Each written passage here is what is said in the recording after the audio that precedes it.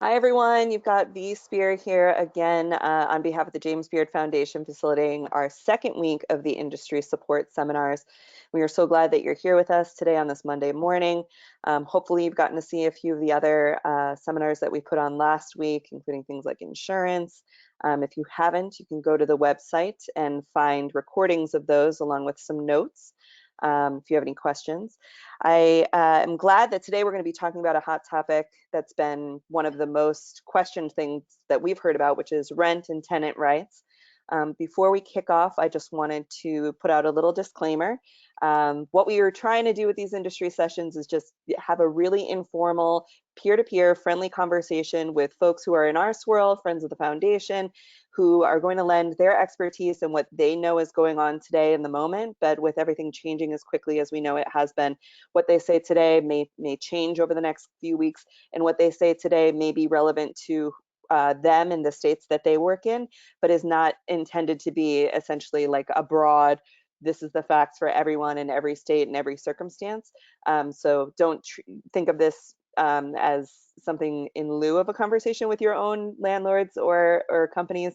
Think of this as something that can help give you a little bit of insight, as if you had a best friend who happens to be very well versed in these topics and was just kind of like giving you their thoughts on what's working for them. So that's the disclaimer on this. Also, we know you guys are asking a ton about advocacy. We are still actively fighting for independent restaurant rights to be included in all of the CARES Act loans and programs that are changing every day. We will have follow-up on that, including a very deep dive into the PPP program, potentially as early as tomorrow. We are trying to get that done this week. So I know a lot of folks had questions about PPP. We'll talk about that a little bit here today, but there will be a whole other much more broad conversation on that particular topic coming up this week. So with that said, I want to toss things over to Cindy McLoughlin, who is a James Beard Foundation trustee. She's also on the Women's Leadership Committee, been a longtime friend and partner of the foundation, who's going to tell you a little bit about her work, and introduce Richard, who's going to take us through the presentation on retail leases and tenant rights. So Cindy, thanks for being here. Oh, I completely skipped Emily. We'll come back to Emily. Wonderful. Well, thank you so much, Bea. So yes, I have an interesting situation that I am fortunate enough to sit on the James Beard Foundation, which has been amazing. And then what I'll call my day job, I'm the managing partner at CohnReznick, running our restaurant practice. So as we all know and can imagine, the past 4 weeks, who knew we'd be sitting where we are right now on many fronts. So you know, we're working with a lot of our restaurant groups talking about how do we deal with a lot of situations and risk management and risk mitigation at a time like this. You mentioned earlier the PPP. I mean, that's, you know, if you think of a restaurant group, any restaurant, you got two large costs, right? You have your employee cost, and then you have obviously your rent or occupancy cost. So you know, the PPP, which is for another discussion a different day, you know, is, although it has its major flaws in a lot of ways and needs a lot of alignment, hopefully is meant to try to take care of that one part of the equation. The other part of the equation, which we really want to talk about today, you know, we're working with a lot of our clients to really reset and really deal with these leases. And hopefully when we come out of this thing, everybody will be reset in a little bit better way and have a better advantage out of the situation. So with that, one of, again, the stools, if you think of all 3 legs of a stool, one of them is real estate, right?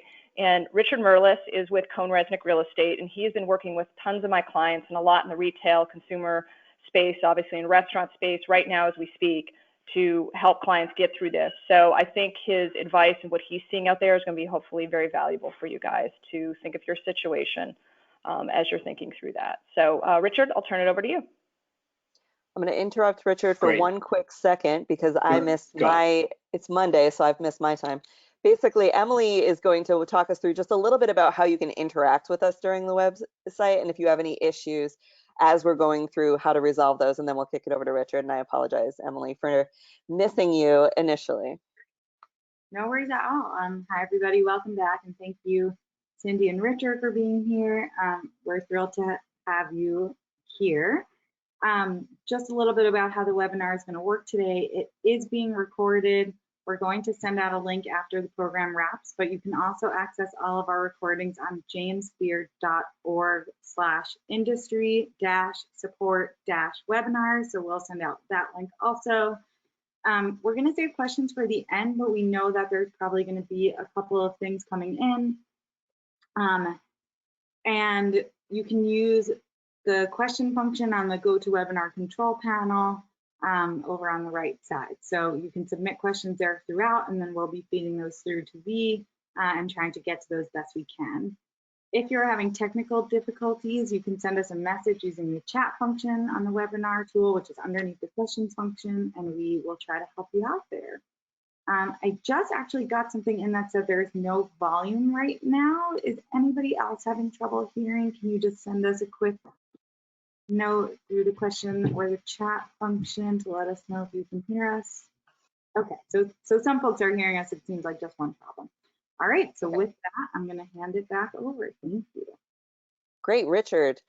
We're going to pass controls to you and get started with the presentation. And again, if you are having trouble with the volume, just make sure that you've joined the webinar audio, that your volume is up and on, your headphones are completely plugged in, all those kind of fun things. All right, great. I'm going to take over the screen. All right. Everyone sees this? Oop. Yep, not seeing So good Richard's afternoon, screen everyone. yet. Not yet. You see it now? Yep, now we've got you. All right. Okay. Sorry All about worked that. out, ready to go. All right. Good afternoon, everyone. Rich Mirliss, CohnReznick Real Estate. Here to talk today about, obviously, retail leases, tenants' rights, and how we sort of navigate, right, this COVID-19 crisis. If you go to the agenda page, just kind of take you through. I think first and foremost, it's important to sort of frame the crisis from a real estate perspective, just to provide some context so that when we go into details, you'll have a better frame of reference and understanding. We'll go over the key clauses and provisions that are in most leases and what to look out for. Talk about some of the nuances of the retail asset class, provide some suggestions and next steps, and a little bit about us, and then take some Q&A. So again, framing the crisis from a real estate perspective. So I thought we'd start off with a couple articles that are recent, this past week, that kind of, start to frame it out and give context. So the real estate world say the $2 trillion stimulus package is a start, but far from enough, right? For much of the real estate industry, the $2 trillion stimulus package that went into law bolsters the economy but doesn't do enough. It offers limited relief to real estate. Taubman, who's a huge retail real estate owner, won't offer tenant rate rent abatements, right? Retail landlord Taubman's insisting that tenants pay rent for April, saying that it too has financial obligations to meet for the month. And that's the rental income that they receive, right? And lastly, there's no bailout for landlords. What to expect as anxious April begins. So the rent is due as of last week, April 1st. And for tenants and property owners tied to trillions of dollars of commercial real estate properties, what happens, right? So again, just trying to take it from the landlord side and then to your side first. So from a 50,000 foot view, who needs help, right? The landlords need help, the tenants need help, and probably, in my opinion, the most important people are the lenders, right? The people who have the loans, the banks, the CMBS market. And so what do landlords need? We'll go through landlords, tenants, and lenders. So landlords need pretty much three basic things every month. Common area maintenance, they have to pay property taxes, and they have to pay debt service. Unless they own the asset outright, which is usually very rare, that's the big one. And so, and that to me is the key relief valve for not only the entire commercial real estate industry, but for the entire retail industry, office, tenant industry, you name it, because once you're able to alleviate the the loan side of things, everything will trickle down from there. Now the landlords have relief. They then can talk to the tenants more confidently, understand their positions, and then be able to negotiate. What do tenants need? Obviously, this is the big one. It looks like a minimum of 3, maybe a maximum of 8. Some people think longer, some people think shorter, but that seems to be the bucket of rent relief. Another big one is personal guarantees or corporate guarantees, right? Are people on the hook personally for these lease obligations? What does it mean if they walk away? What does it mean if you have 3 leases and they're cross, collateralized or cross liability with one another so that they're all under one corporate umbrella, and thereby you have to pay all or nothing? And then the question is, can you find a way out either temporarily and or permanently? And that gets back to the rent relief, right? And then we'll talk about this later, but also I think a big thing that has emerged with tenants is, what does the business model look like going forward after we turn the corner and come out of this, right? Will the hours of operation be the same? Will we have true dine-in? Will it only be takeout for a while? Will the hours be limited? Will the number of people that you could have in a restaurant change, right? The density change, the ratios change. So I think there's a lot to that, and we're kind of right now working through that with clients in how to go back and approach landlords about restructuring not only short term in the near term, but more importantly, as we come out of this, how do we structure a lease whereby we can actually continue to operate, pay our fixed costs, and eventually make money? Mm-hmm. So that has become a big issue now moving forward. And lastly, we talked about what do lenders need. So these are the banks and the CMBS market, and they need federal government assistance. They need the federal government to step in and basically alleviate, their need to pay back their shareholders and make returns and so on and so forth. So what does that mean? Loan forgiveness, or what they call forbearance, right? So that the banks can then turn to the landlords and say, look, we're going to give you 3 months or 6 months of loan forbearance. Maybe you only have to pay interest on the money. Maybe you have to pay 20% of what's owed, whatever the case may be. That is key, and that is what's needed on the lender side. So let's talk about what's being done today. So you've got ICSC and the National Restaurant Association, 2 major sort of retail-oriented trade groups. They've asked for federal relief, right? Mainly just to protect the retailers and restaurant space. Bank of America and now other banks have been giving forbearance on personal and home mortgages if you show that you present a need, right? Which is great. So if you say, hey, I need 3 months, they'll take that 3 months and they'll tack it onto the back end of your mortgage or loan. Fannie Mae and Freddie Mac on the multifamily side have been very aggressive with the federal government in providing forbearance to multifamily homes and buildings, thereby allowing those tenants within those buildings to not pay rent, right? That is happening now. Obviously, stimulus bill number 1 that was just passed, the SBA loans that are in there do account for covering rent, but I know that most tenants who are applying for it and companies who are applying for it do not necessarily feel that that is a top of mind and priority liability to cover. First and foremost is personnel, right? Your employees and healthcare and so on and so forth. So I understand that, but it is out there. And I will tell you that this has become a little bit of a double-edged sword, as I'm sure a lot of you have found out, as it relates to landlords, because the SBA loans, now that they're out there, is sort of the only relief valve and mechanism that landlords have to tell tenants to go apply for and thereby be able to pay their rent. So when negotiating maybe 2 weeks ago with landlords about how to restructure and ask for rent abatement and so on and so forth before the stimulus bill was passed, the landlords had a different mindset. Now that the stimulus bill has passed and they're supposedly expediting these loans, the landlord's tact has changed and sort of said, oh, maybe this is our relief mechanism. Mm-hmm. Also, local bills have been released that are asking governors to grant relief.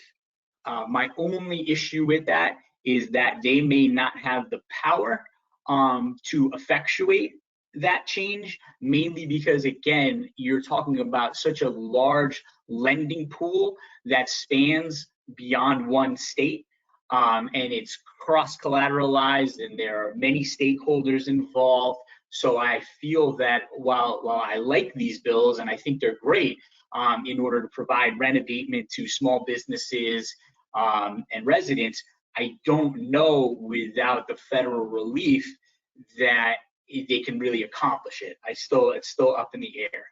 And then lastly, stimulus bill number 2, right? What is that going to entail? And that's the big question mark at this point. Yeah. So Richard, that is all very helpful for setting the stage here. It sounds a lot like folks are, with such limited resources out there, folks are really trying to double dip into the resources that there are available.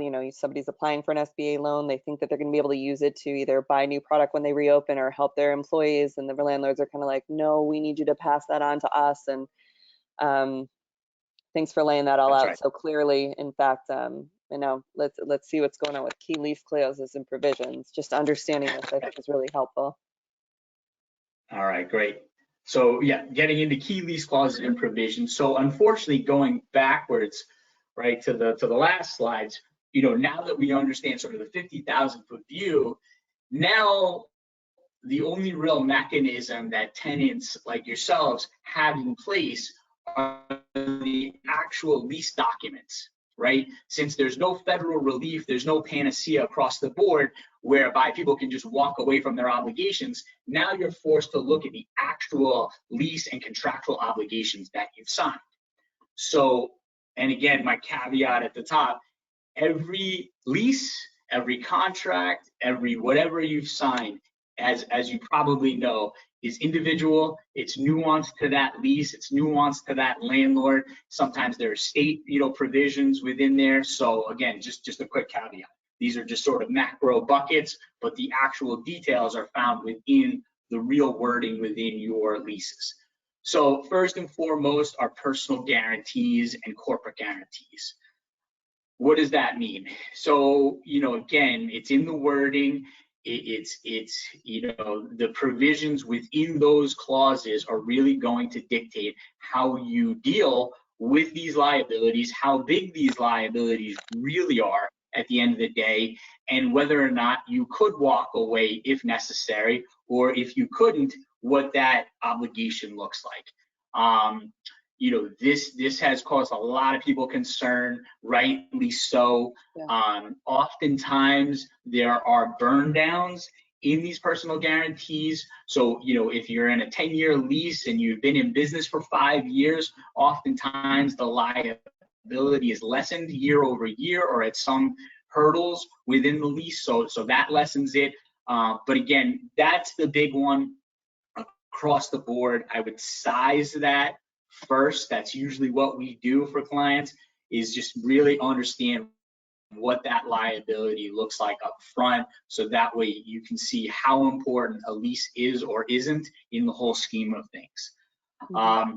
Force majeure, you probably heard about this, read about it, tried to exercise it. It is a very nuanced clause. Again, it's really in the wording of it. Force majeure basically means an act of God. The question really becomes, how it's worded. Oftentimes, the broader the force majeure language and clause is, the better. The more defined it is, the worse, because it probably did not entail a pandemic crisis, right? So, a lot of tenants that we know have tried to exercise force majeure, sent letters to their landlords basically stating, hey, we're exercising this, thereby not paying our rent and not, basically shutting down operations. Most of the people that we've talked to who have done that and represented have not really gotten responses yet, and or favorable responses from landlords, because again, above the landlord are the lenders, and the lenders are the ones who really have to accept those provisions as part of those leases. So basically, you need the entire totem pole to agree in order to forgive, the lease. So co-tenancy, I'll lump co-tenancy and go dark clauses into one bucket. Another thing that we've watched is, because everybody is in the same boat, it's not just one tenant specific, landlords themselves have to be cognizant of not going into default on individual lease clauses of co-tenancy, go dark clauses, and even percentage of occupancy clauses, whereby, let's say you have 10 tenants in a shopping center, and there's an anchor and 3 other majors or something like that, and 3 of them, go dark, right? And you're tenant number 5. You now have the right to look at that and go back to that landlord and say, hey, landlord, you're in default here of my co-tenancy, right, or percentage occupancy clauses, thereby you're in default, I'm not paying. Again, it's not that black and white. It depends on what the language reads, what the remedies are for the landlord, and so on. But, the good news is you may have the ability to kind of go back to the landlord and put them on the defensive if needed, to say that they may be in default, right? Yeah. Good guy clauses to more of a CBD market term. Those are again, it's in the writing. They're not all black and white. They're not all straightforward in nature, but they could be very helpful in these instances, whereby you just pay up to the date to be current, and then you're basically agreeing to walk away. It's actually a great clause if it's worded properly. The most that I've read, seen, and negotiated are not as favorable to the tenant, but they are helpful. Termination rights, obviously, if you have them, you're lucky. Then it's a question of sizing what that obligation could be. And again, it's all in the language, it's all in the wording, but it's a great clause if you have it. Security deposits, letters of credit. I think some people have asked those questions ahead of time. Security deposits, yes, the landlord will go after them. Letters of credit, yes, letters of credit as opposed to flat security deposits. The difference is letters of credit survive bankruptcy, and the landlord has first rights to that money, right? And that money's already been allocated by your bank, so you can't touch it, right? So, and the answer is yes, the landlords will go after that. Will they take that in lieu of rent? It depends on the situation. And again, it kind of depends on what your default provisions are within your lease and how those read. Utility provisions, again, who controls your utilities? Are you still responsible for maintaining those? It gets somewhat nuanced. Late fees, again, if you're late on your rent, can those accrue? Will those accrue? Likely. A lot of retail landlords that we've talked to have said, look, I don't want to charge people late fees right now. I just want them to pay me, when they can, how they can, etc. That said, I'd like that in writing, right? Get as much of you as you can in writing so that things don't come around. And when we come out of this, all of a sudden you get a huge bill for, 150% of rent, late fees, or, whatever your clause reads. Default access. So again, just to, not to say that this is sort of germane to this conversation, but if you default, actually it is, if you default, again, depending on the wording in your lease, the landlord could prevent access to your store, right? And what does that mean? So let's just say you don't pay rent for the next 3 months, but with no agreement in place. Now you're officially in default. Now, not only could the landlord prevent you from accessing your space, they may also be able to take your property, the interior, improvements, right? So that's a big issue. Again, we talked about percentage occupancy. Some landlords, some clauses say that the center has to be 50%, 60% occupied in order for the landlord not to be in default. Hours of operation. This is another one that a lot of people have brought about. Most states have limited hours of operation for retail restaurants and shopping malls and strip centers and so on and so forth. So are you in default as a tenant, or is the landlord in default, or is this force majeure? And again, just getting back to how we negotiate moving forward, how do we have guarantees that everything's going to go back to normal in 3 months, in 6 months, in 12 months? And how do we protect ourselves? Right. Holdover provisions, again, if you were moving from one building to another, this is less common at the moment, but because construction has halted and permits are not being given, it's hard, to shut down an operation or open up another operation. Then you get into questions of who's liable, right? Constructive eviction, sort of again in that same bucket of force majeure. If I'm not able to access my premises because the government has shut down retail operations, does that fall under constructive eviction because I can no longer do business in my space? I think you referenced you had another seminar on business interruption insurance. Again, that falls under the insurance bucket, but is definitely referenced within the lease. And again, unless the wording is specific, as I understand it, it does not cover a pandemic, crisis. Correct. Again, personal property, same thing.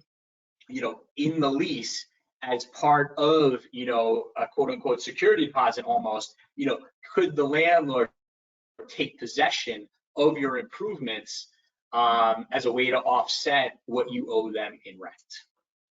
Yeah, that makes a lot of sense, Richard. And what I'm hearing here is, it's important to really go back to your documents, folks, and read them extremely thoroughly. Have other people read them as well. Take notes on what you think you may understand, or what you, in keeping an open mind to the fact that what we want to read and what we want to hear may not be what is written, but knowing what's written is just as important in the fight to getting something through. So go back to your lease, definitely check out things like, how much personal guarantee is there? Maybe in your particular lease, closing up shop and doing something, whatever it is that makes sense for you, won't actually personally affect you nearly as much. And that might be a risk that you're willing to weigh.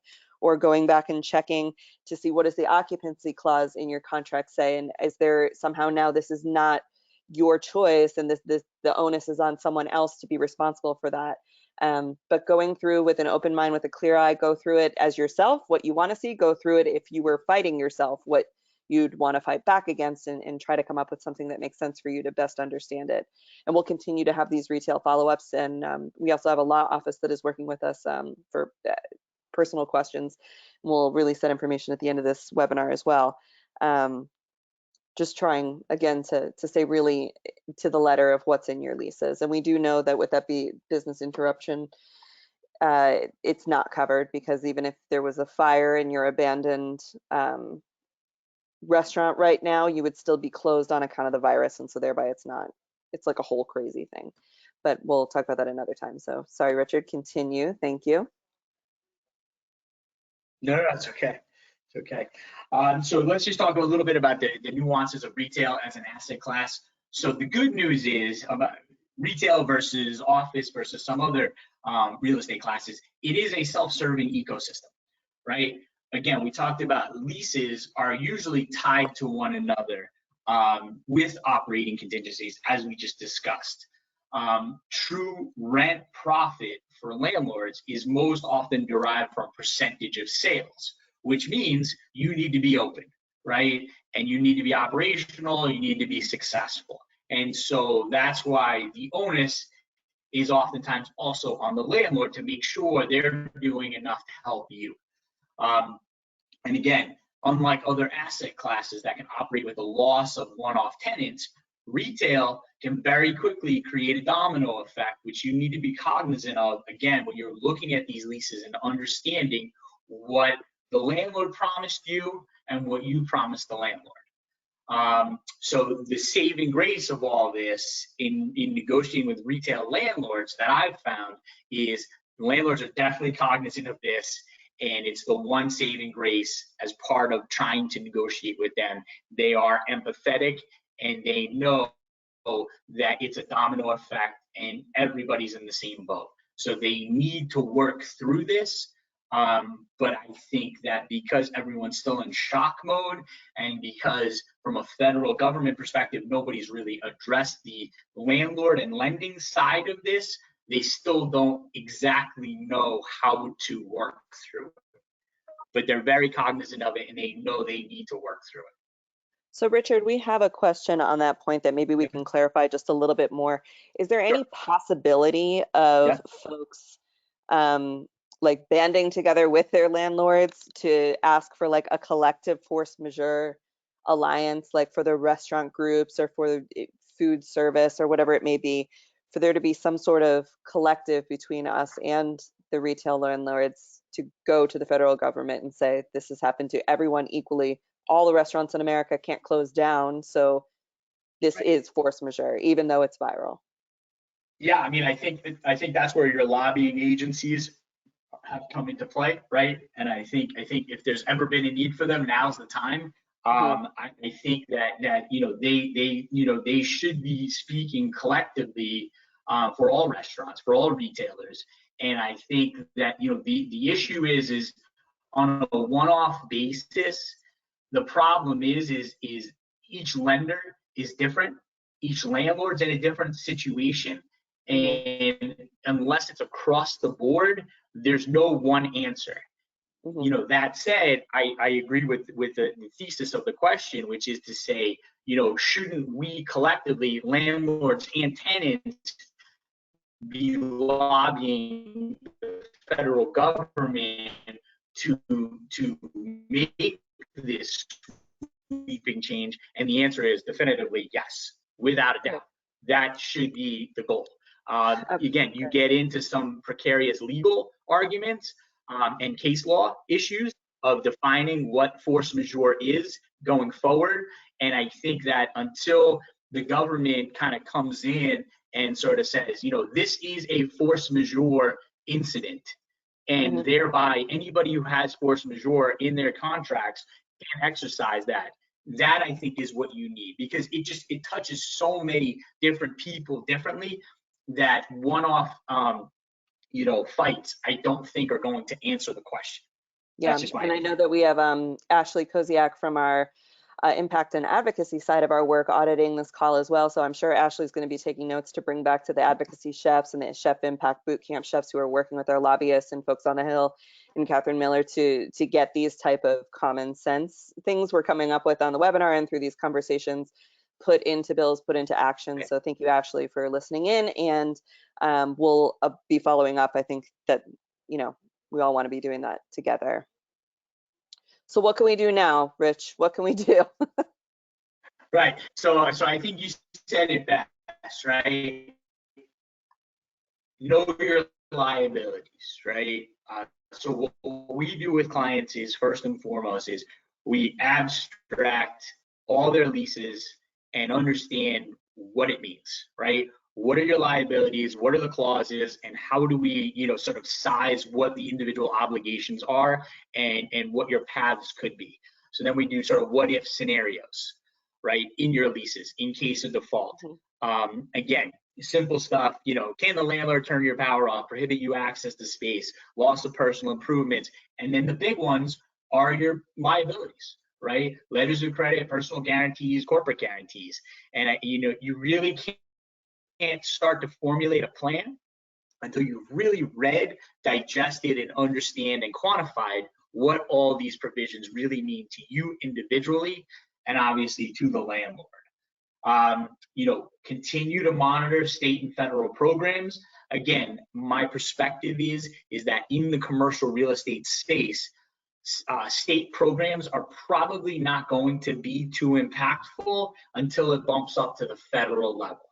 That's just my take on it for right now, mainly just because of the lending, element of it. Monitor your peers, see what they're doing. That's kind of what we do. Every time we're on a call, we have a negotiation, we send a proposal, we get a response, we're on the phone with attorneys, we're learning, right? This is moving by the minute. And the more that you can sort of see what other people are doing and what approaches they're taking and how they're looking not only at the near term, but also the longer term, when we come out of this, those are critical things to be aware of and monitor from a trend perspective.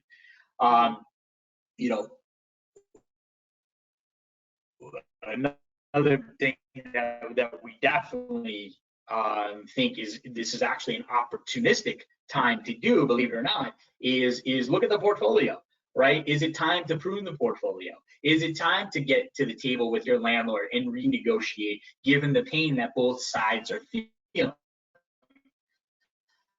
Right? So if you have 20 locations and 3 of them have really been poor performers for a very long time, maybe now's the time to just walk away from those leases, right? And maybe you have 10 that are really, really good. Maybe now's the time to step up to the table and say, hey, let's renegotiate now. Let me take advantage of this situation. I know it's a dire time and a crisis, but there's also opportunity to be gained in the event you want to. And then lastly, prepare a strategic plan with milestones, right? You need a plan, you need to be ready to act. And again, mainly because who knows what the next month's gonna bring? Who knows what the next stimulus plan's gonna bring? Who knows, right? We have one client who, 2 weeks ago, we advised a bunch of scenarios, and things looked better, and we sort of put pencils down.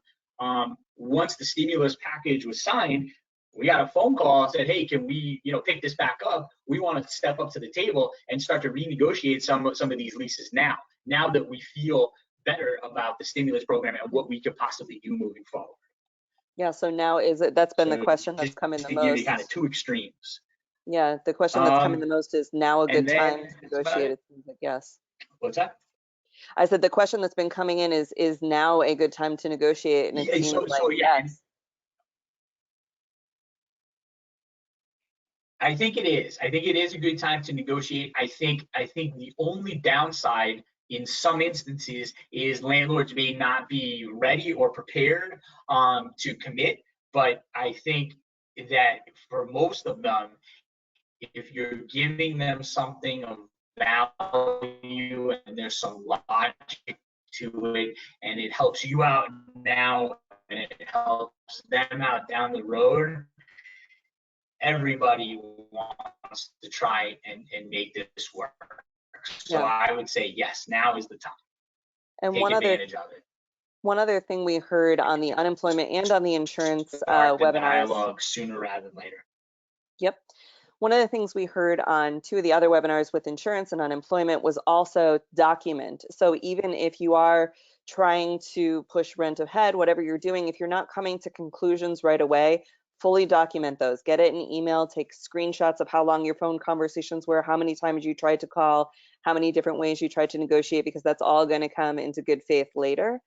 One question we have, we've talked a lot about independent contractor leases or being a part of maybe a shopping mall or something. What about for the folks who own a restaurant or a food operation that's inside a hotel and the hotel is closed? So their essential line of business is closed because they can't gain access because they're like a subtenant of a tenant. Right. So in that instance, again, I would say you need to read the lease. You need to understand what your provisions are, and if the landlord possibly is in default, or again, does it fall under one of those buckets? Could that be constructive eviction? The landlord threw us out. What could we do? Could it be force majeure? Could it be, interruption? That really gets into those nuances, because it's no different than the shopping mall being forced to close down and all the retail tenants saying we can't operate. Right, of course. Right. And just the one last clarifying question on this particular section. So with a personal guarantee on your lease, if you still have several years left on your lease, we do believe it's worth trying to negotiate anything that we can be doing right now. Of course, the world is upside down. All the rules don't necessarily apply the same.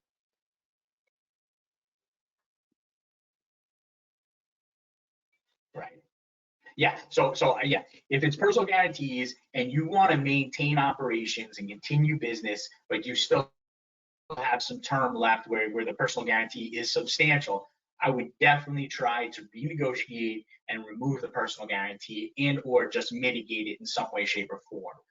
That's a tactic we have been using somewhat successfully, be it personal or corporate guarantee, to basically renegotiate and either remove or mitigate, lessen the guarantee. Fantastic. Definitely top of mind. And one more question, going back to the PPP loans that folks are applying for, and they have it earmarked for what's important to them. Right. Are landlords able to apply for the SBA, EIDL, PPP loans for their own needs? Like, is that something they're able to apply for on their own? So as I understand it, yes, but only for their operations, right? So if they have a 20-person operation, they can apply for that as it relates to payroll, right? Their payroll. None of that, however, can be allocated, as I understand it, to their loans or anything like that. Your real estate loans. Yeah. Yeah. So no, they can't apply for the loan to cover missed rent. That's not how that works. To cover their mortgages, no. Not as I understand it. If that were the case, I think we'd be in a different spot right now. Yeah, no. All right, let's see. Well, tell me about the CRRE now that we've got all of that cleared up. Sure, no problem. Yeah, and just very quickly, just a little bit about us. So this is what we do, right? Portfolio management, infrastructure advisory. We touch both real estate and information technology, and now more than ever, people are working virtually, so IT is everywhere. So I think moving forward, what we're going to see is people reducing footprints, going more online, and so what does that mean, right? Mm-hmm. Strategic planning, site selection, and transaction management, which is really what we're doing right now. What we call transaction management, renegotiations, etc. And so what's the relevance, right, to COVID, right? So obviously in retail, everybody occupies real estate. Again, it's the only asset class that the federal stimulus plan has not addressed. We're experts in these lease clauses, in negotiating with landlords, and probably most importantly right now is understanding both sides of the equation, right? How the landlord looks at things and how the tenant looks at things, and probably also important how the lender is looking at things. And obviously, as everybody is now very full aware of, leases are legal obligations and recurring obligations, and they're big. And as Cindy pointed out in the beginning, they're pretty much second in line from a cost perspective to payroll in most operations. Mm-hmm. And probably the biggest one that we keep going back to is leases have personal and corporate guarantees, making them not only sort of a business line item, but a very personal line item, right? Yeah. And so these are the issues that we've been dealing with over and over again. And things keep evolving. We keep monitoring the situation and trying to help our clients navigate a crazy time. Yeah, we're getting a couple more questions now. They're all flooding in. So we had one person was saying in terms of negotiation, they were negotiating with their landlord, and in lieu of rent, they are the landlord is now saying, well, maybe if you gave me equity in your business. Does that seem shady, or does that seem like potentially a normal negotiation? Yeah, I mean, I don't know. As you said before, there are no rules right now, and the rules are being written. I'm not a lawyer. I can't tell you that there's anything legally wrong with that. Do I think that they're trying to back you into a corner from a business negotiation perspective? Yes, right. Do I think it's the right move for people to make? It depends on the situation. Yeah. I mean, if you have a great operation in a great location and you have a landlord that's willing to take a 10% stake and help you out and give you 12 months of free rent to ride out the storm, maybe that's not such a bad idea. Yeah. Right? To have the landlord behind you and helping you out, I don't know. But I understand the nature of the question, and I get it. But I think the good news is that at least they're trying to be creative, right? And maybe there's a mechanism whereby you could buy out the landlord, right? Maybe they take a percentage interest and they help you out, and at some point when you're back on your feet, you can turn around and buy them out. I mean, at the end of the day, it could be cash for cash. Yeah.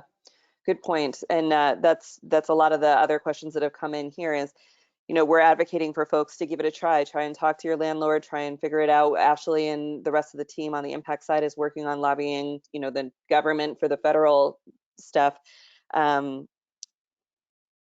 What are some good negotiation tactics with a landlord or with an agency? Like, what would be a motivation for them to say yes to your deal?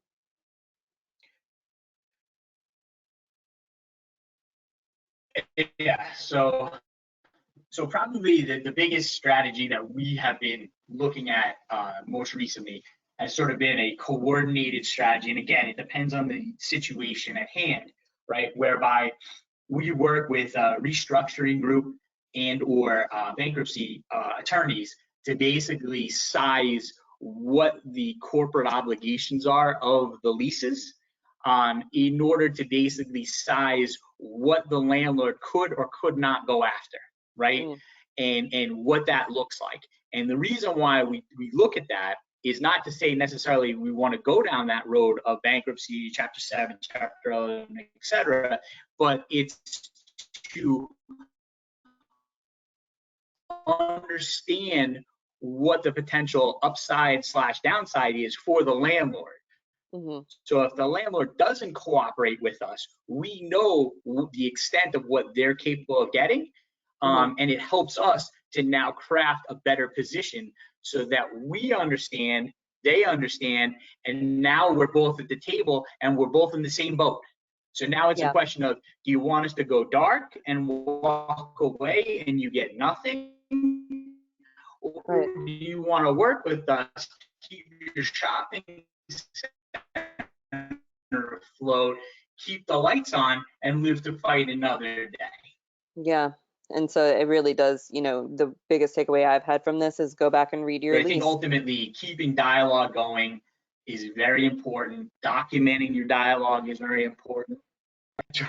That's right. You really have to do your diligence before you want to go to battle.